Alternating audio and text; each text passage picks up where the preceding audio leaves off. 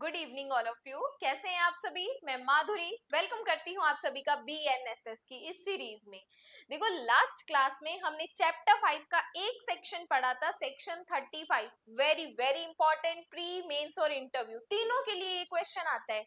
Question जो पूरा section है जिसमें कितने सबसेक्शंस हैं, जैसे कि सबसेक्शन 1 से लेके सबसेक्शन 7 तक है, वो सारी चीजें मैंने आपको शॉर्ट में बताई। सबसेक्शन 1 अपने आप में मेंस का क्वेश्चन बताता है, वो चीजें आपको बताई। पूरा सेक्शन का क्या डायग्राम है वो मैंने आपको बताया। सबसेक्शन 1 क्या कहता है वो आपको डायग्राम से बताया। पूरा सेक्शन 35 क्या कहता है वो डायग्राम से मैंने आपको बताया। नहीं देखा इससे पहले वाली सीरीज देखो। इससे पहले BNSS का सेक्शन 1 से लेके 35 तक पूरे सेक्शंस मैंने एज अ बेरेक्ट को ध्यान में रखते हुए सारी चीजें बताई है। आज हमने सेक्शन 36 से पढ़ने वाले हैं। देखो, ये जो चैप्टर है 35, चैप्टर 5 है, ये डील करता है 35 से लेके 62 तक के सेक्शंस को। देखो, ये चीजें जो मैं आपको बता रही हूँ, मैं हर चीज आपको बेरेक्ट को ध्यान में रखते हुए बताती हूँ। ठीक है, बेरेक्ट की लैंग्वेज को आसान करके आपको बताती हूँ। क्या कहता है सेक्शन 36 कहता है गिरफ्तारी का प्रोसीजर क्या है। देखो, गिरफ्तारी का प्रोसीजर क्या है, गिरफ्तारी कैसे की जाती है, ये सारी चीजें हमें बताई गई है कि गिरफ्तारी की प्रक्रिया और गिरफ्तारी करने वाले अधिकारी के कर्तव्य क्या है। जब वो गिरफ्तारी करेगा तो उसको क्या क्या चीजें ध्यान में रखनी है, उसको क्या क्या अपने कर्तव्यों को फॉलो करना है। देखो, कहा कि गिरफ्तारी करते समय प्रत्येक पुलिस अधिकारी जब वो अरेस्ट करेगा वो क्या ध्यान में रखेगा, अपने नाम की सटीक और दृश्यमान और स्पष्ट पहचान रखेगा। मतलब कि जब वो अरेस्ट करने जा रहा है तो वो ये चीज ध्यान रखेगा कि प्रॉपर ड्रेस कोड में जाए, प्रॉपर अपनी आइडेंटिफिकेशन के साथ जाए, ताकि जिस पर्सन को अरेस्ट करने जा रहा है उसको किसी भी प्रकार से उसको पहचानने में कोई दिक्कत ना आए। स्पष्ट पहचान रखे जिससे पहचान आसानी से हो जाएगी। सेकंड कहते हैं गिरफ्तारी का एक ज्ञापन तैयार करेगा। जब पुलिस ऑफिसर अरेस्ट करने जाएगा, पहली चीज ध्यान रखेगा प्रॉपर ड्रेस कोड में जाए, अपनी आइडेंटिफिकेशन लेकर जाए।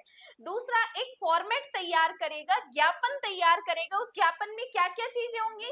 देखो, उन्होंने कहा कम से कम एक गवाह, एक विटनेस द्वारा प्रमाणित होगा। मतलब कि जब आप किसी पर्सन को अरेस्ट करने जा रहे हो तो पुलिस ऑफिसर एक फॉर्मेट बना के जाएगा जिसमें एक विटनेस, साक्षी के सिग्नेचर करवाएगा, जो गिरफ्तार किए गए व्यक्ति के परिवार का सदस्य हो सकता है। अगर परिवार का सदस्य नहीं है तो वो उस एरिया का सम्मानित प्रतिष्ठित सदस्य हो सकता है जहां गिरफ्तारी की जानी है। तो जब वो पुलिस ऑफिसर अरेस्ट करेगा, या तो उस पर्सन के परिवार के सदस्यों में से किसी के सिग्नेचर ले लेगा। अगर परिवार का सदस्य नहीं है तो उस एरिया का जो रिस्पेक्टेड पर्सन होगा, प्रतिष्ठित व्यक्ति होगा, उसके सिग्नेचर करवाएगा। और गिरफ्तार व्यक्ति द्वारा प्रति हस्ताक्षरित होगा, और जिसको अरेस्ट करने गया है उसके द्वारा उस ज्ञापन पे भी उसके सिग्नेचर करवाएगा। तो इन्होंने कहा कि every police officer while making an arrest, जब वो अरेस्ट करेगा क्या ध्यान में रखेगा, bear an accurate, visible and clear identification, अपनी क्लियर आइडेंटिफिकेशन और सही तरीके से अपनी ड्रेस कोड में जाएगा of his name, which will facilitate easy identification, ताकि आसानी से उसकी आइडेंटिफिकेशन हो जाए। और प्रिपेयर करेगा ए मेमोरेंडम, एक ज्ञापन तैयार करेगा of arrest which shall B, एक ज्ञापन तैयार करेगा गिरफ्तारी का जिसमें क्या क्या चीजें होंगी। तो इन्होंने कहा attested bye at least one witness, उस गिरफ्तारी के ज्ञापन को कम से कम एक साक्षी द्वारा अटेस्टेड करेगा। ये अटेस्टेड वर्ड या अनुप्रमाणित वर्ड कहीं भी दिखता है, इसका मतलब होता है सिग्नेचर करवाना।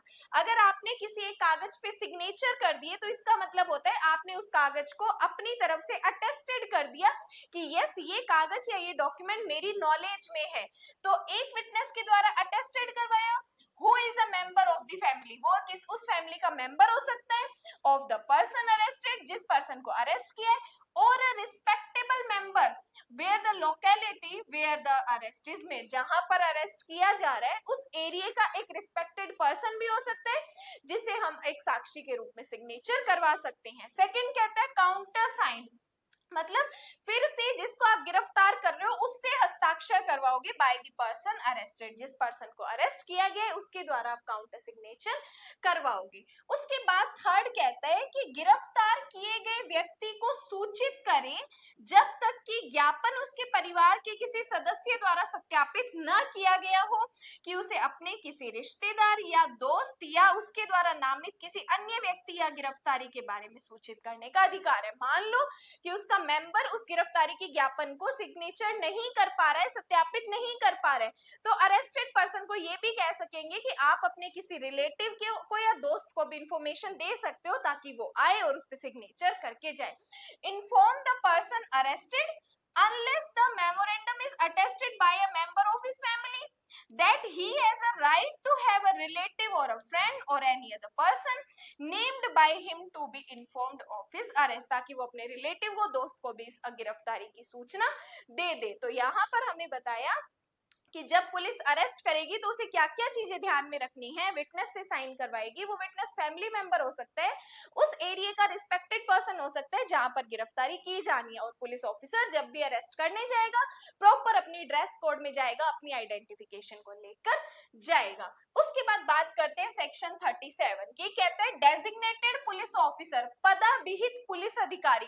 अब ये जो पदाविहित पुलिस अधिकारी है मतलब पद पर अभिहित किया गया पुलिस अधिकारी कौन हो सकता है, इसको कौन अपॉइंट करेगा, तो इन्होंने कहा राज्य सरकार, स्टेट गवर्नमेंट प्रत्येक डिस्ट्रिक्ट और राज्य स्तर पर एक पुलिस नियंत्रण कक्ष स्थापित करेगी। प्री का क्वेश्चन आता है कि पुलिस कंट्रोल रूम जो है वो कौन एस्टेब्लिश करती है, तो स्टेट गवर्नमेंट करती है कि state government establish a police control room in every district और एट स्टेट लेवल। तो डिस्ट्रिक्ट लेवल पे भी ये पुलिस कंट्रोल रूम बनाया जा सकता है और स्टेट लेवल पे भी बनाया जा सकता है। बनाएगा कौन, स्टेट गवर्नमेंट बनाएगी। अब इस पुलिस कंट्रोल रूम में होगा कौन, तो इन्होंने कहा कि प्रत्येक जिले और प्रत्येक पुलिस स्टेशन में एक पुलिस अधिकारी को नामित करेंगे जो कि सहायक पुलिस उप निरीक्षक, मतलब ये कहना चाह रहा है असिस्टेंट सब इंस्पेक्टर, जिसको शॉर्ट में बोलते हैं, अपने एएसआई के पद से नीचे ना हो। उस पुलिस कंट्रोल रूम में कौन होगा, ऐसा पुलिस ऑफिसर होगा जो एएसआई की रैंक से नीचे का नहीं होना चाहिए। उसका काम का क्या होगा, जो गिरफ्तार किए गए व्यक्तियों के नाम, पते, अपराध की प्रकृति के बारे में जानकारी बनाए रखने के लिए जिम्मेदार होगा। उस पुलिस कंट्रोल रूम में उसका काम क्या होगा, उसका काम होगा कि जिन पर्सन्स को अरेस्ट किया गया है, जो अपराध हुआ है, अपराध की नेचर क्या है, उसके बारे में वो सारी जानकारी रखेगा। जिस पर आरोप लगाया गया है, जिसे पुलिस स्टेशन और जिला पुलिस मुख्यालय पर डिजिटल मोड सहित किसी भी तरीके से प्रमुखता से प्रदर्शित किया जाएगा, और उसका ये काम होगा कि वह जिला मुख्यालय पर चाहे डिजिटल रिकॉर्ड में सारी चीजें उसके पास होनी चाहिए। कि designated a police officer in every district and in every police station not below the rank of assistant sub inspector, ASI की रैंक से नीचे का नहीं होना चाहिए, of police, who shall be responsible, किसके लिए जिम्मेदार होगा, for maintaining the information about the names and address of the person arrested, जिसको गिरफ्तार किया गया है उसका नाम क्या है, उसका एड्रेस क्या है, उसके बारे में उसको पता होना चाहिए। नेचर ऑफ द ऑफेंस, अपराध की प्रकृति क्या है उसके बारे में, विद विच चार्ज, उसके ऊपर क्या आरोप लगा है, which shall be prominently displayed in any manner including in digital mode in every police station at the district headquarters। तो सारी चीजें उसे डिजिटल रिकॉर्ड में भी देनी पड़ेगी। तो ये जो सेक्शन 37 हमें बताता है पदाविहित पुलिस अधिकारी के बारे में। पदाविहित पुलिस अधिकारी को कौन एस्टेब्लिश करता है, तो इन्होंने कहा एक पुलिस कंट्रोल रूम होता है जो कि स्टेट गवर्नमेंट बनाती है, स्टेट लेवल पे भी और डिस्ट्रिक्ट लेवल पे भी। इसमें जो पर्सन होता है वो एएसआई की रैंक से नीचे का नहीं होना चाहिए, और इस पर्सन की क्या ड्यूटी होती है, अपराधी का नाम, पता, एड्रेस, सारी चीजें उसको रखनी पड़ेंगी। जितने भी डिजिटल रिकॉर्ड है उसमें भी उसको सारी चीजें रखनी पड़ेगी। अपराध का नेचर क्या है वो भी इसको पता होना चाहिए। इस एएसआई की हमें ड्यूटी बता दी और इसको कौन अपॉइंट करता है ये भी हमें बता दिया। उसके बाद बात करते हैं सेक्शन नंबर 38 कहते हैं गिरफ्तार किए गए व्यक्ति को पूछताछ के दौरान अपने अपने अधिवक्ता से मिलने का अधिकार। Very very very important. Constitution में भी ये चीज हम पढ़ते हैं, बीएनएसएस में भी हम ये चीज पढ़ते हैं। ये बीएनएसएस का जो हमारा सेक्शन है, ये हमें राइट कहां से मिला है? कॉन्स्टिट्यूशन से मिला है। कॉन्स्टिट्यूशन अगर आपने पढ़ा है तो फटाफट मुझे अपना आर्टिकल बता दीजिए कि किस आर्टिकल में हम इस हमारे राइट के बारे में पढ़ते हैं। कि जब किसी पर्सन को अरेस्ट किया जाता है, तब उस पर्सन को जब उसकी इंटेरोगेशन हो रही है, तब उसे अपने एडवोकेट से मिलने का राइट है। लेकिन देखो, जब इंटेरोगेशन हो रही है तब उसे मिलने का राइट है, लेकिन पूरी इंटेरोगेशन के थ्रू जब पूरी पूछताछ हो रही है, उस दौरान अधिवक्ता का वहां उपस्थित रहना जरूरी नहीं है। सिर्फ उसे मिलने का राइट है, पूरी पूछताछ के दौरान वहां उसका उपस्थित रहना ये जरूरी नहीं है। जब किसी व्यक्ति को पुलिस द्वारा अरेस्ट किया जाता है और पूछताछ की जाती है, तो वह पूछताछ के दौरान अपने पसंद के वकील से मिलने का हकदार होगा, हालांकि पूरी पूछताछ के दौरान नहीं।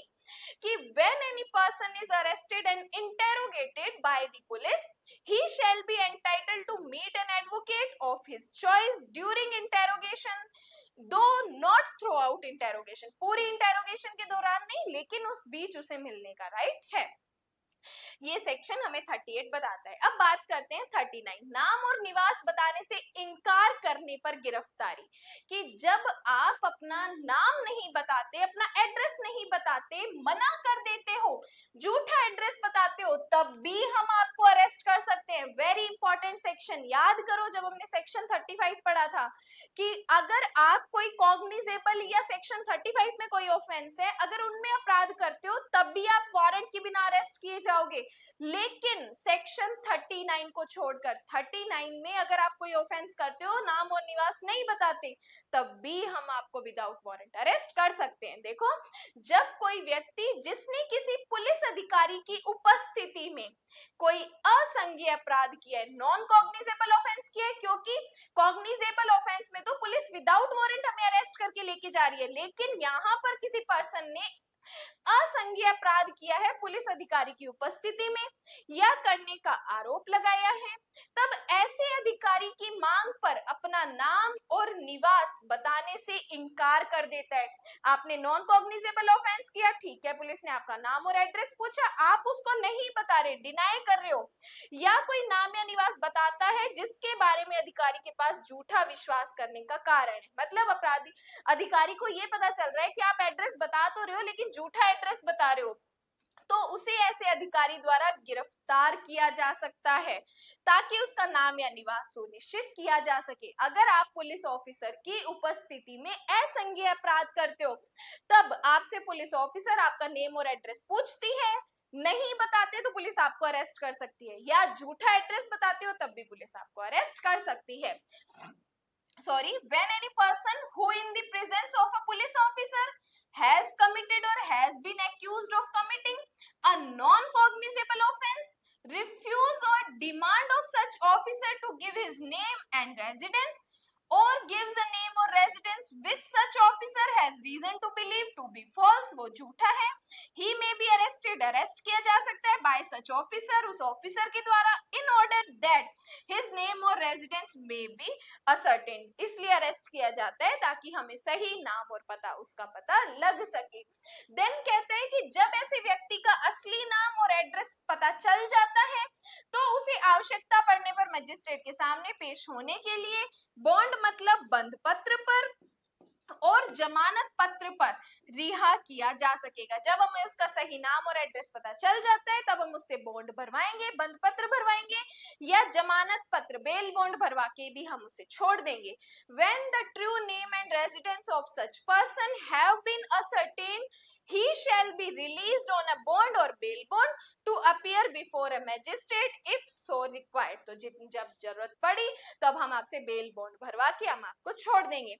अब ये बेल बॉन्ड क्या होता है, ये बॉन्ड क्या होता है, पहले सीआरपीसी में हमें इसका नहीं बताया था, लेकिन अब जो बीएनएसएस हम पढ़ रहे हैं, इसमें हमें बॉन्ड और बेल बॉन्ड दोनों की डेफिनेशन बताई है।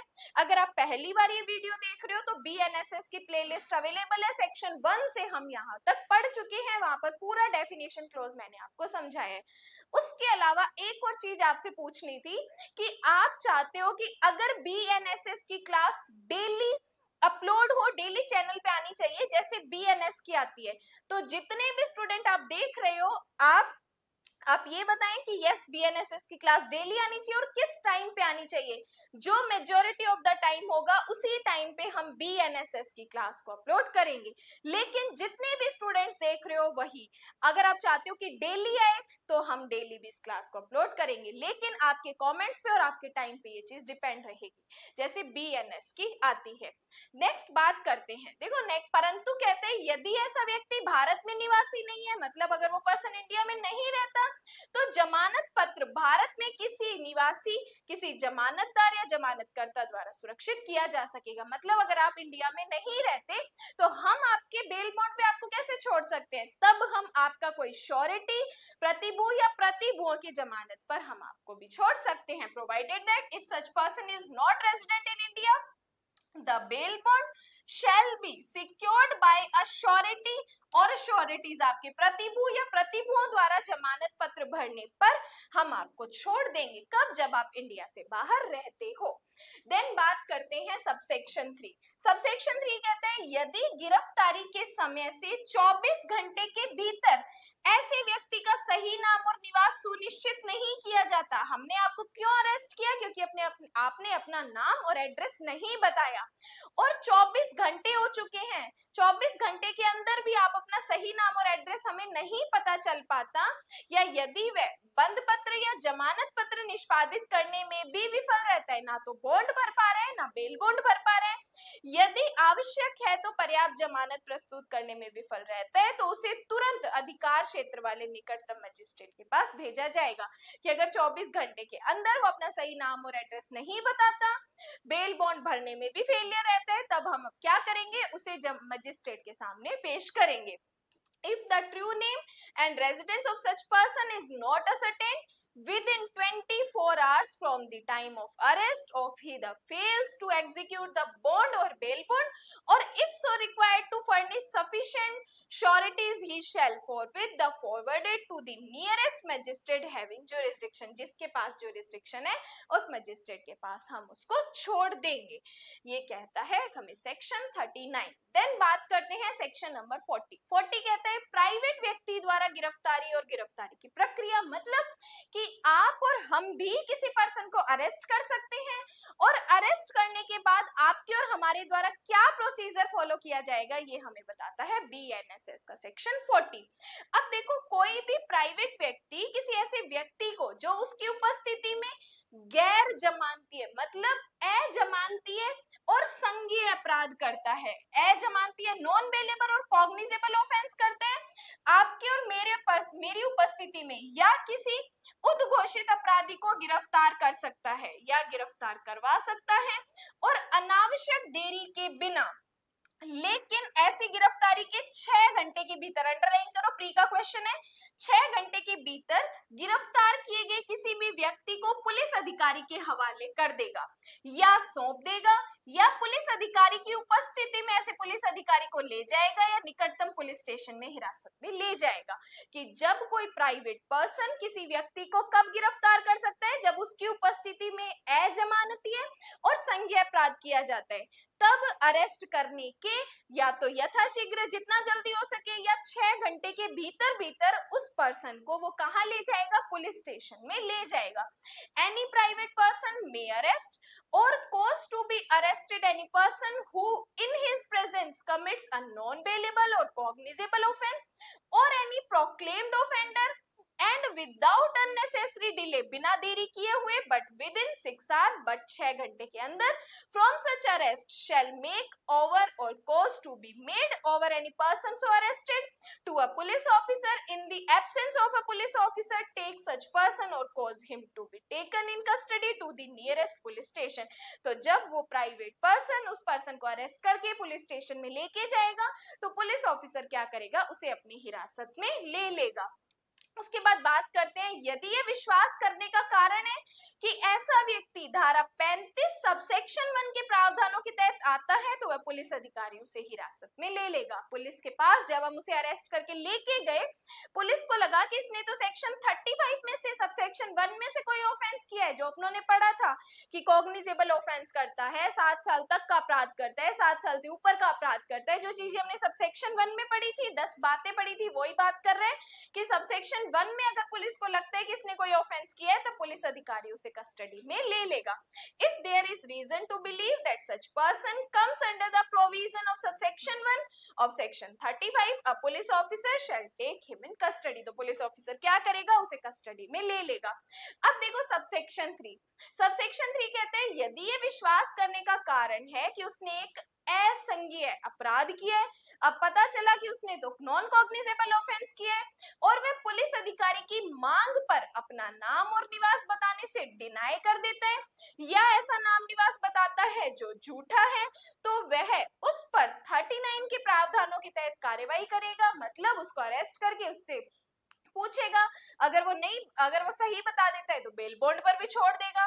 लेकिन अगर ये मानने पर पर्याप्त कारण नहीं है कि उसने कोई अपराध किया है, तो वह उसे तुरंत रिहा कर देगा। जब पता चला, प्राइवेट पर्सन अरेस्ट करके आया, प्राइवेट पर्सन ने अरेस्ट किया, पुलिस के हवाले कर दिया, पुलिस को दिखा कि इसने तो कोई नॉन कॉग्निजेबल ऑफेंस किया है, तब पुलिस उससे अपना नाम और एड्रेस पूछ रही है कि नाम और एड्रेस बता दे, हम तुझे छोड़ देंगे।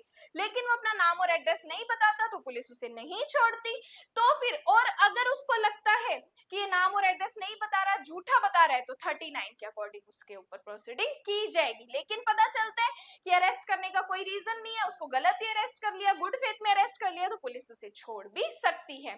If there is reason to believe that he has committed a non cognizable offence and he refuses on the demand of a police officer to give his name and residence, or gives a name or residence which such officer has reason to believe to be false, कि वो झूठा है, he shall be dealt with under provision of section 39. But if there is no sufficient reason to believe that he has committed any offense, he shall be at once released. तो अगर लगता है कि कोई अपराध नहीं किया, तो पुलिस उसको छोड़ भी देगी। तो ये सेक्शन हमारे लिए प्री और मेंस पॉइंट ऑफ व्यू का इंपॉर्टेंट सेक्शन है कि प्राइवेट पर्सन भी कब अरेस्ट कर सकते हैं और अरेस्ट करने पर क्या प्रोसीजर है। अगर जब प्राइवेट पर्सन ने अरेस्ट किया, उसे लगा कॉग्निजेबल ऑफेंस किया है, लेकिन पुलिस को पता लगा नॉन कॉग्निजेबल ऑफेंस है, तो पुलिस उसको छोड़ भी देगी। लेकिन नाम और निवास गलत बताता है, तो पुलिस उसके ऊपर सेक्शन 39 के अकॉर्डिंग प्रोसीडिंग करेगी। इसके बाद सेक्शन 41 हम पढ़ेंगे नेक्स्ट क्लास में, जो कि हमें बताता है मजिस्ट्रेट द्वारा गिरफ्तारी कैसे की जाएगी, और आगे के सेक्शंस को भी हम कंटिन्यू करेंगे। इस वीडियो में जो कि मैंने आपको चीज बताई, आप चाहते हो कि डेली वीडियो आए, तो किस टाइम पे वीडियो आए वो आप मुझे जरूर बताएं और कमेंट्स जरूर करो। और यहाँ तक आप अपने प्रॉपर नोट्स बना रहे हो, जैसे चीजें मैं आपको इजी वे में बता रही हूँ, साथ के साथ शॉर्ट नोट्स भी प्रिपेयर प्रीलिम्स के लिए करते जाओ। बाकी आज के लिए धन्यवाद।